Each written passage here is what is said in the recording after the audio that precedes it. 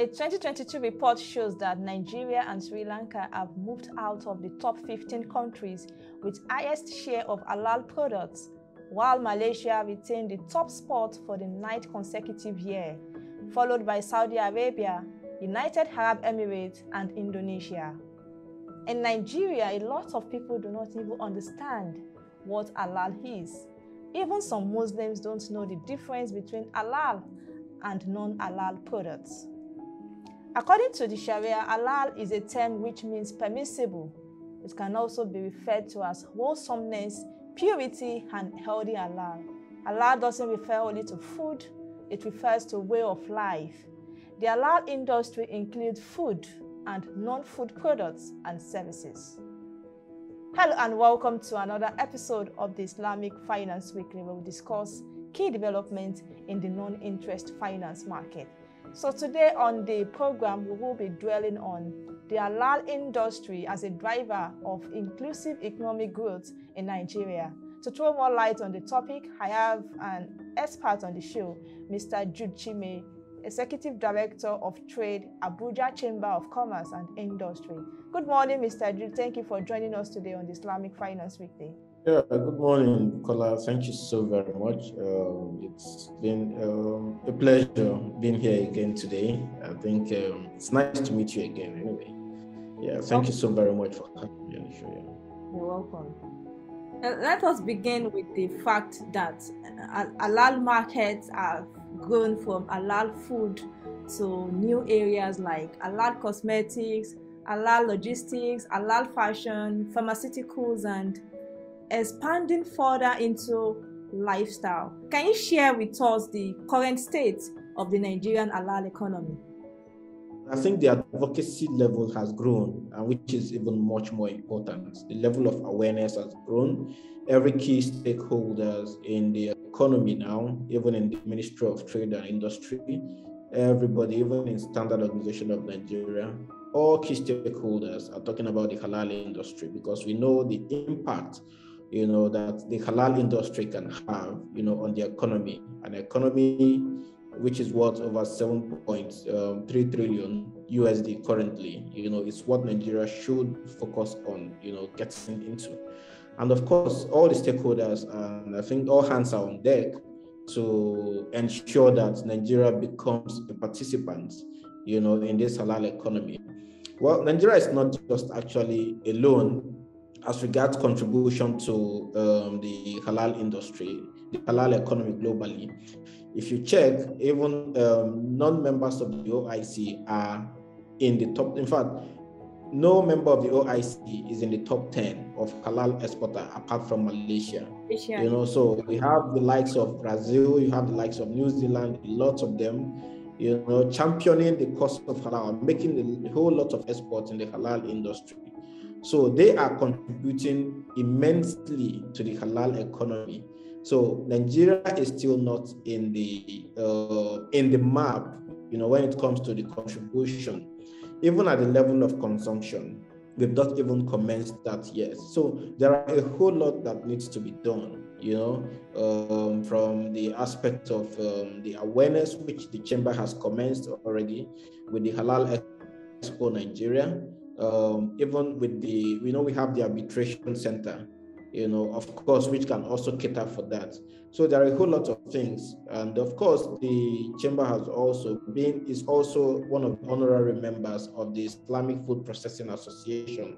This is an association that has over 51 members, so this is huge, so with time, I'll throw more light on the importance of, being part of those members, being part of these organizations and associations, because that will also help us improve our ratings, in the halal industry, because you need to network, you need to do a whole lot of engagement, with the key stakeholders in this industry.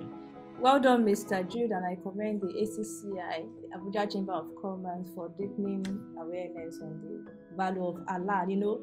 The halal market is a huge and profitable segment of the economy. Nigeria needs to take advantage of the huge market to boost its investment. Thank you very much for sharing your insight with us, Mr. Jude.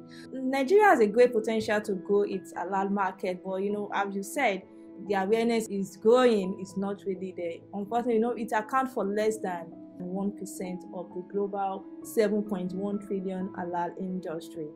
So how can the country take advantage of the halal product and service sector for exports to increase our foreign exchange earnings, create additional jobs and wealth for the nation? Well, of course, there are a whole lot of opportunities in this industry. It's massive. Just like you mentioned, the pharmaceutical aspect, the halal clothing, that's the halal fashion, the cosmetics. The cosmetics industry globally is worth over 14 billion US dollars actually. So this is another area, that we can tap into through the halal market. Well, for example, we are very huge in agriculture. We've not even started exploring that opportunity.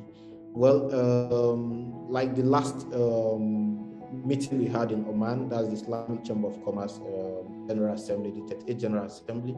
Part of the discussion was that the OIC member states need to up their exports, in agriculture. In fact, for example, the OIC members are the largest importers of agricultural products. So when it comes to contribution to exports of agricultural products, it's almost like zero, and there is this statistics that over 80 million OIC member OIC population, might be facing starvation very soon. That the essence is that we need to key into our key areas, which is agriculture, cassava, wheat, and rice. So we need to start looking at we are almost like one of the largest exporters, one of the largest growers of cassava. But are we utilizing it? Are we growing it within its value chain? So these are areas that we need to look at very critically. Like, for example, you talk about manufacturing in maybe toothpaste industry, food industry. You are looking into halal food. Yes, of course. I'm talking about halal food here, of course. Because you can't talk about manufacturing in different parts of halal process without cassava. So once we start utilizing that, you'll find out that even cassava alone can boost our earnings in the market. Of course, we have the capability, we have the capacities to grow rice. These are part of the halal product, halal food processing aspect. What about cattle? At least I think India has over 14 million cattle. We are still growing. Yes, over 14 million cattle. Yes, we are still growing that. So what is we need to look at our core areas. We have the capabilities to grow in the dairy industry, in the meat and food processing industries. So until we begin to look at these areas critically, and I'm very sure that there are very strong bodies like the Islamic Development Bank, who are very much willing to carry out studies with us and also ensure that, fundings are provided for these industries to grow. Yeah, there are lots of studies going on right now. So we need to utilize these critical areas. We're very strong in agriculture, especially on the halal food industry. So, talking about halal manufacturing, halal food, halal cattle rearing, what about halal certification? What is the update on halal certification? Halal certification itself is a unique enterprise in which the industry of commercializing and intellectual property. So what is the update on halal certification standard in Nigeria? We won't be getting it right. They asked me, what with the Islamic Chamber agency, because they have a certification agency right now.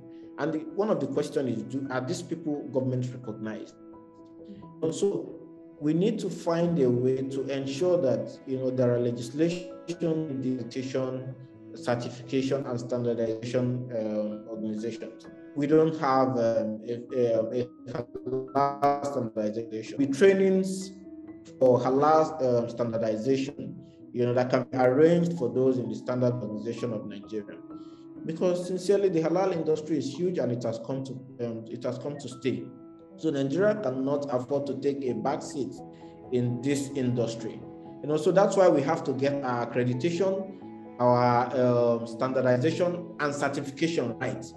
It's even until you get the accreditation and standardization right that you start talking about certification. If you don't have these two, certification cannot work. What are you saying in the first place when there is standardization or accreditation? So these are aspects where we also need to bring in our manufacturers of conventional products, and make them understand that these are the value chains in the halal industry. There are a whole lot of opportunities if you diversify in these sectors, and you start exporting to different parts of the world, most especially even the West African sub-region, because we're even very strategic to the West African sub-region. This is a market of over 400 million, and we have a share of over 250 million, in this aspect. So we need to utilize this opportunity now by getting the standardization right, the accreditation right, and the certification. So our manufacturers need to be properly enlightened that halal is not just for Muslims. Halal is for something good. Halal is for something permissible. Halal is something that you want to identify with, because it takes into consideration your health in manufacturing. It takes into consideration a whole lot of things that bothers on your well-being, like for example the halal clothing. So we are working actually with some certification, accreditation, and standardization agencies across the world. But the point is, government needs to find a way to strengthen this organization. The ones we have in Nigeria currently, we have the Halal Certification Agency. We also have the Halal Jaiz Certification Limited and all that. So we need to find a way to make them government-recognized institutions. They need to SON need to start working with these people, to ensure that everybody's carried along, to ensure that if there's a development, if there are fundings coming from any parts of the world, or if there's any form of structural assistance coming from any part of the world, there will be a government-recognized body that can, be discussed, that issues like this can be discussed with, or a government-recognized body that such organizations from different parts of the world can say, oh, okay, these are people that we're discussing with, and they're representing the Nigerian government. So there are a whole lot that needs to be done as regards that. We've not actually scratched the surface. Definitely, Mr. Jude, there are a whole lot of opportunities in the halal market, but Nigeria, we need to get it right. And for us to get it right, all hands must be on deck, be it from the government, the private sector, the halal institutions, the non-interest finance institutions in Nigeria. We all need to support and tap into this huge market for the benefit of Nigerians. Talking about the value of halal, it has already been integrated into every major economy of the world today. So what must Nigeria do to tap into the $7.1 trillion global halal market to achieve industrialization? Well, there are a whole lot that needs to be done. One is that we must get our standardization, accreditation, and certification, right? Yes, we must harmonize those institutions and make them government recognized. That's one aspect of breaking into that market. Secondly, we have to conscientize our manufacturers. Our manufacturers need to be made to understand the fact that this is a huge market that we must not lose. Even in China right now, people are getting halal certification. In Japan, there are a whole lot of halal certification. Of course, you already know about Brazil, New Zealand, and a whole lot of them. Of course, you know about Malaysia. You know about the impact, the revenue they generate, from the halal industry. And Nigeria having a population of at least over 105 or 110 Muslims, which is even the largest in the whole of Africa, shouldn't take a back seat. So a whole lot needs to be done. Our manufacturers conscientized. There are lots of organizations waiting to begin to fund these operations in Nigeria. We need to conscientize our SMEs. We need to make them understand that they can gradually go into manufacturing as little as it is. The OIC alone, I think they have over 51, 52 members. It's a huge market. The IFPA, the Islamic Food Processing Association, has a huge database of membership, who are into manufacturing. So these manufacturers in the IFPA also need some materials, not just raw materials actually, because we're not just talking about raw materials, we're also talking about, contributing to the entire value chain, which includes manufacturing, production, exports, and all that. So aside the raw materials, providing access to a point where we can also have Nigerian stamp, exporting to other countries on the basis of halal, it's a huge opportunity. So we have to conscientize all the major stakeholders in this value chain: accreditation, the government, the manufacturers, the chambers of commerce, the SMEs, everybody needs to be conscientized. That's the only way we can begin to tap into this market, and not just creating forum where we talk and talk and talk. It has to be action-based. There has to be an action plan on when to achieve this thing. There has to be strategic action plan, even if it's for 5 years. And we will tell ourselves that within 5 years, we should this to how many countries are waiting for us to sign an MOU with them. In fact, Nigeria is so huge that everybody wants to interact with Nigeria. Everybody wants to do business with Nigeria. Nobody, with the strength we have, nobody can say they won't sign an MOU with Nigeria. Nobody. So we need to begin to utilize the strength to gain in that market share. So that's it. All right, sir. We need to support one another and must work together. We need to collaborate, partners, and make this huge market accessible to all Nigerians and boost our investment. So as we wrap up the conversation, for small and medium-sized enterprises in Nigeria who want to take advantage of the huge opportunities created by the halal industry, tell us how they can go about proper documentation and certification. Well, first of all, you have to join the chamber, so it is from that aspect, from there that, the documentation processes. The Chamber of Commerce. Okay. The Chamber of Commerce. You need to be a member of the Chamber of Commerce. Okay. That makes your documentation processes easier. That also gives you opportunity and leverage, to access some of the grants, some of the funds, that government is providing, for SMEs. And of course, when there are funds coming in from the different bodies, like maybe the Islamic Development Bank or other aspects of other finance institutions, in support of the halal industry in Nigeria, of course, the Chambers of Commerce comes first as regards that. So you must be a member of the Chamber of Commerce. And secondly, you have to also visit the halal certification centers, because those are the institutions currently working in Nigeria as regards the halal certification. Then, of course, accreditation and standardization will strengthen within the course of time.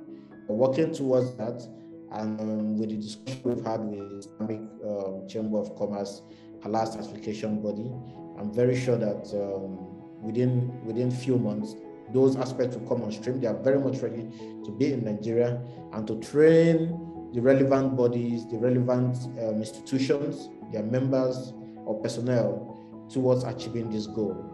And of course, they'll be attending the Halal Expo Nigeria. Of course, the Secretary General of the Islamic Chamber of Commerce has also made commitment to attend the Halal Expo Nigeria, which is the 16th of September this year, and of course the president of Oman Chamber of Commerce is also attending the Halal Expo. So these are stakeholders that we are bringing together, to grow the halal industry in Nigeria. So the chamber is doing a whole lot. The chamber is going as far as it can to ensure that this industry, becomes very, very much relevant, especially to the SMEs, because we have a large number of SMEs in the area. Among our members in the chamber. So we're growing this industry to also assist them So we're also encouraging everybody, all SMEs who intend to grow in this industry, to join the chamber, to ensure to assist them in their proper documentation for this industry. Indeed, the halal industry remained a strategic overall to the development of the economy. And that was Mr. Jude Chime, the Executive Director of Trade, Abuja Chamber of Commerce and Industry. Thank you very much, Mr. Jude. It was nice having this conversation with you on the Islamic Finance Weekly. We appreciate your intervention. Have a nice day. Thank you so very much. I appreciate it. Thank you. Thank you for having me once again. Bye. Bye. Take care. You too. The major restraint of halal products is the absence of standards globally, and the companies operating in this field are required to seek certification from each country separately. Also, scholars and religious leaders should intensify efforts in educating and enlightening people on halal and its value. And that will be all for this edition of the Islamic Finance Weekly. Connect with us on proshare.co to watch our weekly videos, read our news stories. You can as well follow us on all our social media platforms displaying on the screen. Till we come your way again, thank you for watching. Have a nice day.